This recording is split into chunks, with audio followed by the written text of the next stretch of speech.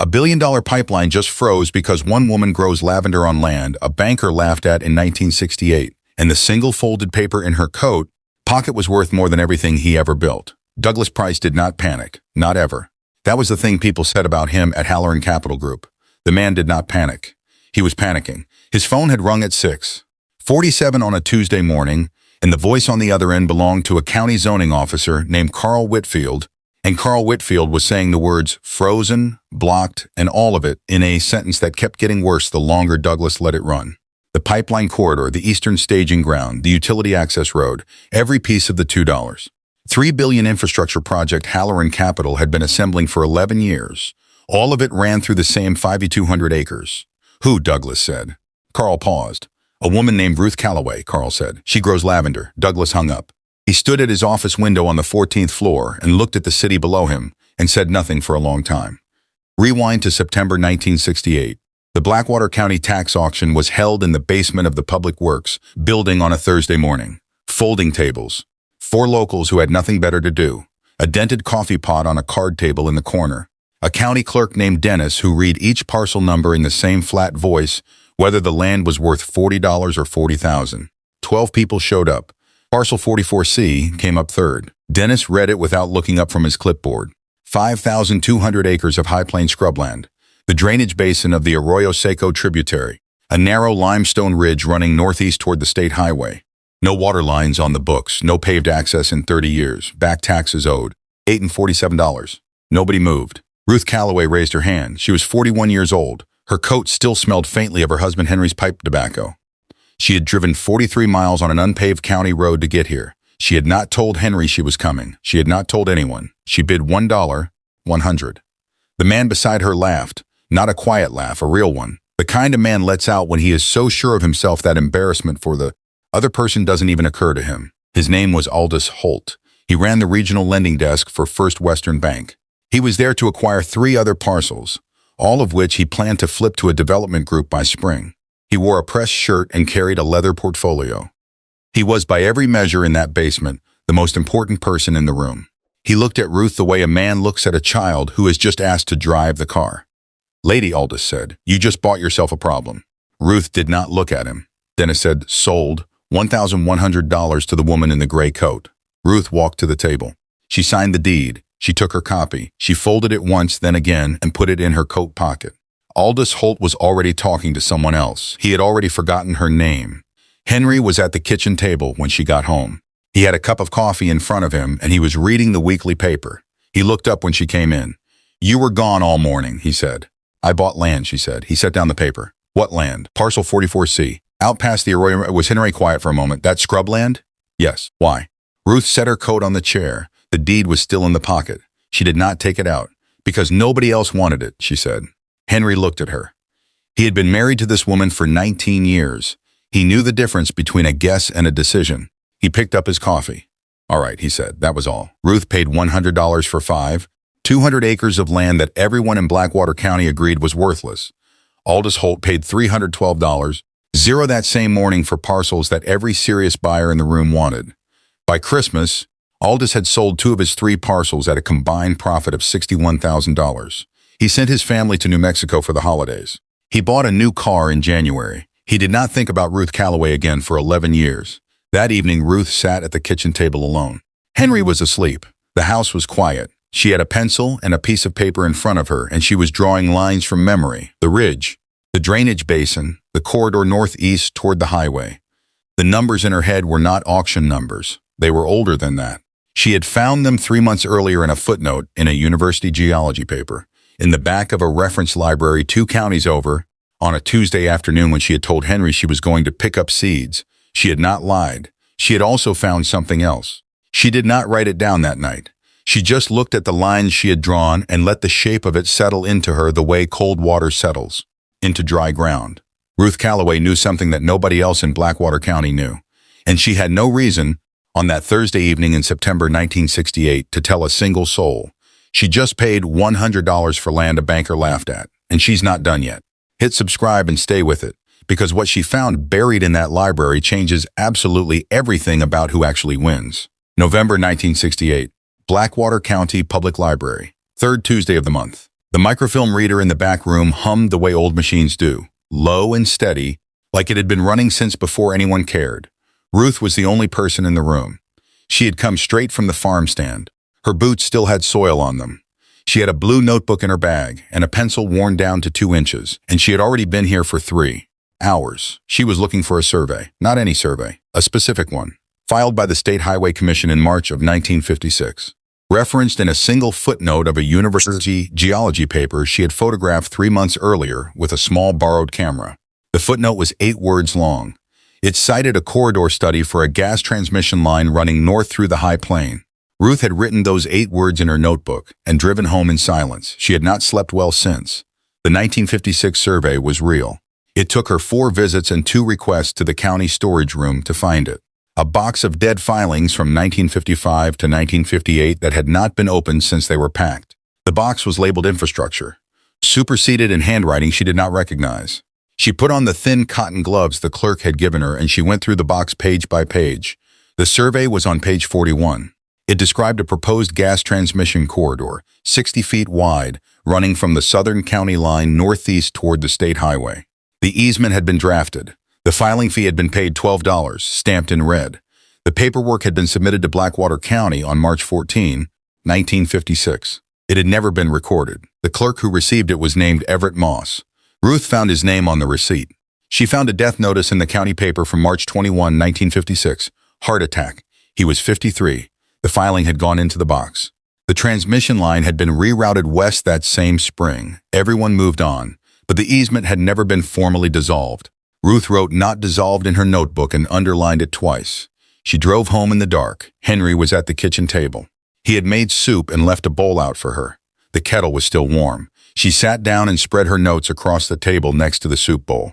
Henry looked at the hand-drawn map she had made, the ridge, the corridor, the parcel boundary, the arrows running northeast. "What is all this?" he said. "The survey they forgot to file," she said. "Forgot to file for what?" "A pipeline corridor." She pointed to the lines. "It runs right through the parcel." Henry looked at the map for a moment. He was not an engineer. He was not a surveyor. But he was a patient man, and he knew how to read the way Ruth held her pencil. "Is that good or bad?" he said. "Depends on what's under the land," she said. "And what's under it?" Ruth poured her coffee. "I'm still working on that part," she said. She worked on it for 14 months. She went back to the reference library. She requested 3 university geological surveys from the state archive. She paid $4 in copy fees and $11 in postage. She built a file in a manila folder she kept inside the blue notebook. The geology paper had mentioned an anticline formation. That was the word that had stopped her in the footnote. Anticline, a natural arch in the rock layers beneath the earth. The kind of arch that traps migrating gas and holds it. The paper estimated the formation's edge at approximately the northeast boundary of the high plain, which was approximately where parcel 44C sat. Ruth drew the formation onto her kitchen table map with a dotted line. She was not a geologist. She was careful about what she claimed to know. She labeled it possible and left it there, but she circled it. In the spring of 1969, she started watching the land. Not from the parcel itself, from the county records office. Every LLC purchase in the Eastern Corridor, every zoning application, every road permit request within 4 miles of the ridge. She tracked them in the notebook. January 1969. A shell company filed for a survey permit on parcels to the west of 44C. Company name was BCR Land Holdings. She wrote it down. April 1969. BCR filed again, this time for parcels to the north. She wrote it down. She drove out to the land twice that spring. She parked on the county road and walked the edge. She found survey flags along the northern boundary. Fresh ones, orange plastic, planted recently. She wrote the date in the notebook. She wrote flags, north edge, new. She drove home. In October 1969, she went back to the county records and pulled the ownership chain for every parcel BCR Land Holdings had acquired in the past 18 months. It took her 2 visits and a request for plat maps that the clerk had to dig out of a side room. She laid the maps on the reading table and looked at the shape. BCR had assembled 280 acres in a rough corridor running northeast toward the state highway. The corridor was 60 feet wide in most places. In one place, a 12-foot strip along the northeastern edge of parcel 44C. It was not. That 12-foot strip was hers. Without it, the corridor had a gap, a legal gap. 60 feet became 48 feet, became a project that could not proceed. A pipeline needed a minimum recorded easement width to meet state code. Ruth had looked that up too. She had found it in a 1961 Public Utilities Handbook at the county library. She had copied the relevant page by hand. It was in the Manila folder. The minimum width was 50 feet. BCR's corridor without her 12-foot strip was 48 feet, 2 feet short. Ruth closed the notebook. She sat at the county reading table for a long moment without moving. A clerk walked past. A man came in to return a book. A phone rang somewhere in the back office. Ruth did not notice any of it. She was looking at the hand-drawn map she had folded into the back cover of the notebook. The dotted line, the circled anticline, the 12-foot strip along the northeast edge with a small arrow she had drawn pointing at it in pencil. She had drawn that arrow 14 months ago and not known exactly why. Now she knew. The trap had not been set just then. It had been set before she walked into that basement in 1968. She had just been the only one who saw it. $340,000. The man said it from her front porch on a Tuesday afternoon in August of 1979, holding a clipboard and wearing a smile that had been practiced in a mirror. Ruth looked at him through the screen door. He was young, pressed shirt, clean shoes that had never walked the kind of road that led to her house. He introduced himself as a real estate agent. He did not say who had sent him. He did not need to. His name was Phil Morrow. $340,000, he said again. Like the second time would land differently. Full purchase, clean close. You'd be done by October. Ruth pushed the screen door open. Come in, she said. I'll get you some coffee. Phil sat at the kitchen table. Ruth set a cup in front of him. She poured her own. She sat down across from him and looked at the clipboard and the number written at the top of the first page in large, clean type. That's a real number, she said. Phil nodded. It is. It's a fair number. Who decides what's fair? Phil smiled again. I can go back with a counteroffer. No, Ruth said. Phil stopped. No counteroffer, Ruth said. No, thank you. You're welcome to finish your coffee. Phil finished his coffee. He thanked her. He said the offer would stand for 30 days. He said she should think it over. He said the land wasn't getting any easier to hold. Ruth walked him to the door. She said, safe drive, Phil. She told Henry that evening. He was on the porch. The sun was going down over the scrubland to the east. The lavender was running purple-gray in the last light. 3:40, Henry said. Yes, he was quiet for a moment. You said no. I said no. Henry nodded once. He did not ask why. He had stopped asking why somewhere around 1970. He trusted her the way you trust a person who has never once been wrong about the quiet things. Ruth paid the annual property tax on parcel 44C every April without fail. 214 fornins in 1969, $231 in 1974, 289 by 1979. Small numbers. The kind a person could lose in a grocery receipt. She wrote every payment in the notebook with the date and the check number and the amount. She mowed the strip twice a year, spring and fall, with a second-hand push mower she kept in the truck. She kept the survey markers clear. She did nothing else with the land. She just held it. The second offer came in 1987 by phone. A man named Richard Bauer. He said he was calling from the County Economic Development Office. He spoke in the careful, measured way that officials speak when they want to sound helpful and mean something else. He said the county had a rural land consolidation program. He said the parcel qualified. He said the county was prepared to offer $610,000 for a clean transfer. He mentioned once, near the end, that if voluntary acquisition wasn't possible, the program had other tools available. Ruth let him finish. I understand, she said. Thank you, Richard. She hung up. She sat at the kitchen table for a moment. Then she wrote 610K, County, Richard Bauer, refused in the notebook with the date. She did not call a lawyer. She did not call anyone. She went back to making dinner. Their daughter Clara was 12 that fall. She had come home from school one afternoon and found the notebook open on the kitchen table, the hand-drawn map visible in the back cover. She had studied it for a long time before Ruth came back in from the porch. What is this? Clara asked. A map of the parcel, Ruth said. Why is this part circled? Ruth looked at where Clara's finger was pointing, the 12-foot strip, the small pencil arrow. Because that part matters, Ruth said. Clara looked up. Why? You'll understand when it's time, Ruth said. She said it simply, not to dismiss her daughter, just because it was true. Clara folded the notebook closed. She did not ask again, but she did not forget. In 1991, somewhere in a boardroom 2 counties over, a lawyer named Vincent Gallo was explaining to Douglas Price that the Eastern Corridor Land Assembly was stalled. He had a map on the table. He had a pointer. He had a presentation that ran to 40 slides. Douglas Price looked at the map for 3 seconds. What's the gap, he said. 12 feet, Vincent said. Douglas said nothing for a moment. Buy it. We've tried, Vincent said. The owner won't sell. Everyone sells. Vincent cleared his throat. This one hasn't. Douglas stood up. He walked to the window. He was not yet panicking. That came later. Try harder, he said. The third offer arrived in the spring of 1997. A man knocked on Ruth's door on a Saturday morning, 3-piece suit. leather briefcase. He had driven himself, which meant he was important enough not to send someone else. His name was Vincent Gallo. Ruth recognized the name from county filings. She said nothing about that. She let him in. She poured coffee. She sat down across from him at the kitchen table and she waited. Vincent opened his briefcase and set a single sheet of paper on the table. $2.1 million, he said. Cash. 30-day close. No conditions. The kitchen was quiet. Ruth looked at the paper. She looked at Vincent. Mr. Gallo, she said. How's Douglas Price doing? Vincent went very still. He had not said that name. I don't, he started. Tell him I'm well, Ruth said. And tell him I'll still be here when he's ready to talk himself. Vincent closed his briefcase. He thanked her for the coffee. He did not come back. Henry died in the spring of 2001. Ruth kept the farm going. She kept paying the taxes, $412 that year. She wrote it in the notebook. She mowed the strip in May and again in October. She held it.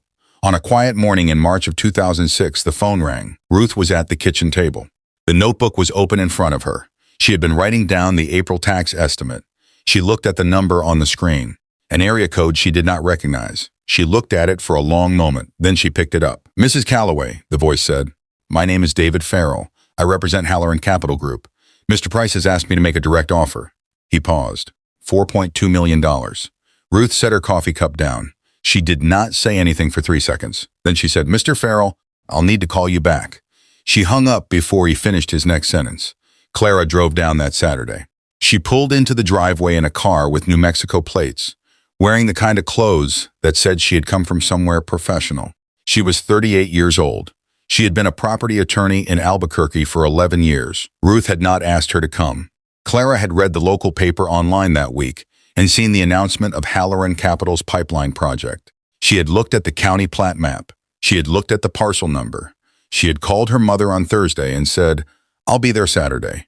Ruth said, I'll have coffee ready. Clara spread the permit file across the kitchen table Saturday afternoon. Next to it, she put the original deed from September 1968, parcel 44C, $100. Ruth Calloway, signed and recorded. Next to that, she put the notebook. She turned to the back cover and looked at the hand-drawn map, the circled formation, the 12-foot strip with the pencil arrow. She was quiet for a long time. Ruth sat across from her with her coffee. How long, Clara said finally. Since November 68, Ruth said. 38 years. 38 years. Clara looked at the map again. Then she looked up. They can't build without this strip. No, Ruth said. They can't. Clara closed the permit file. Then we're not selling. No, Ruth said, we're not. Clara called David Farrell on Monday morning. She was calm. She was precise. She told him that her client, her mother, was not interested in a purchase of any kind. She told him that she had reviewed the parcel's full record, the 1956 survey, the mineral rights addendum filed in 1969, and 38 years of unbroken tax payments, and that the chain of title was clean. She said that if Halloran Capital wished to proceed, they were welcome to discuss an easement arrangement on terms her client would set. Farrell said he would need to consult. Clara said, take your time. Halloran Capital did not take their time. They filed a legal challenge 6 weeks later, adverse possession. The claim stated that Halloran's survey teams had accessed portions of parcel 44C over the previous decade without contest, and that under state abandonment law, the parcel should revert. It was David Farrell had told Douglas Price their best option. Douglas had said, make it work. The hearing was held at the county administrative building on a Wednesday morning. Ruth sat at the table on one side. Clara sat beside her. Between them, they had a manila folder. Halloran had 2 attorneys, a geological consultant, and a 40-page brief. Clara set 3 documents on the table. First, the original deed, September 12, 1968. Recorded. Second, the 1969 Mineral Rights Addendum, filed March 3rd. Stamped, citing the 1956 survey. The survey Everett Moss never got a record before his heart gave out. Third, 47 years of tax receipts. Every April, every payment, every check number written in Ruth's hand in the notebook, then cross-referenced against county billing records that the county itself had kept without interruption. Clara looked at the panel. The county taxed this parcel every year, she said. You cannot legally abandon land the county keeps billing you for. The record speaks for itself. The panel chair looked at Halloran's lead attorney. The attorney reached for his phone. The ruling took 4 minutes. Halloran's legal challenge failed. Douglas Price did not attend the hearing. He heard the result from Vincent Gallo by phone that afternoon. Vincent said 3 words. She kept everything. Douglas was quiet for a long moment. Then he said, get Farrell back on the phone. The negotiation took one afternoon. Clara ran it from Ruth's kitchen table. Farrell was on speakerphone. Two other voices joined the call at various points. Clara had a legal pad and wrote every term in clear block letters as they were agreed. Ruth sat beside her and drank coffee and said nothing. Farrell offered a lump sum to end it cleanly. Clara said no. Farrell offered a 15-year lease. Clara said no. Clara set the terms herself, a permanent easement across parcel 44C, not a sale. The land stayed in the family. Halloran got the right to operate the pipeline corridor across the strip in perpetuity. In exchange, a monthly royalty payment, indexed to pipeline volume, guaranteed minimum of $11,400 per month regardless of throughput, transferable to Ruth's heirs. Farrell pushed back twice. Clara waited both times without filling the silence. On the third attempt, Farrell said, "We'll accept the terms." Clara wrote the final number on the legal pad and slid it across the table to Ruth. Ruth looked at it. She nodded once. Clara called her that evening. Ruth picked up on the second ring. "They signed everything," Clara said. Ruth said, "Good." 3 words. She hung up and turned to where Henry's lavender bundle still sat on the windowsill, faint purple after 5 years. She did not say anything to it, but she looked at it for a long time. Then she put the kettle on. The signing happened at the county clerk's office on a Thursday morning. Ruth drove herself. She wore the same coat she had worn to the auction in 1968. The pockets were empty now. The deed was framed in Clara's office in Albuquerque. She signed 4 documents. The clerk stamped each one. Ruth thanked him. She walked out to her truck. She opened the blue notebook, the same one she had carried into the Blackwater County Library in November of 1968.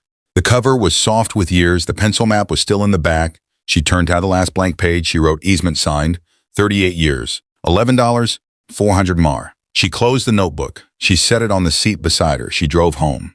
2 weeks later, Douglas Price read a brief item in the regional business paper about the easement agreement. His name was not in it. Ruth Calloway's was. He did not comment. He turned the page. In the courthouse lobby that afternoon, 2 men who had been in the basement of the Public Works building in 1968. Both of them locals who had watched Ruth raise her hand and heard Aldous Holt laugh, stood by the coffee machine and read the same article.